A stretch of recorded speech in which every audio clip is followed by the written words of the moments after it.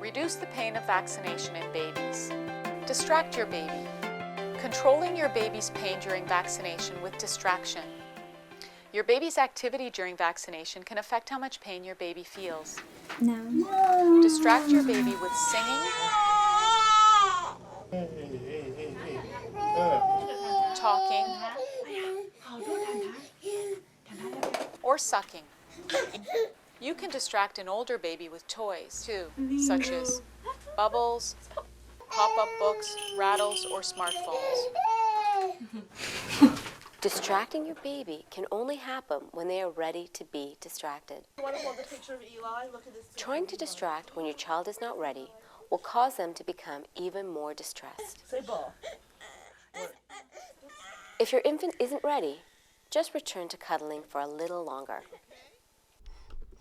You can try distracting your baby with toys again sometime between 20 seconds and 1 minute after the needle. The way you distract your baby once may not work the next time. Be prepared to change what you're doing. This is one of the many ways of reducing your baby's pain during vaccinations. Don't forget to view the rest of the videos in this series. Remember, combining the different methods together will lead to even better results.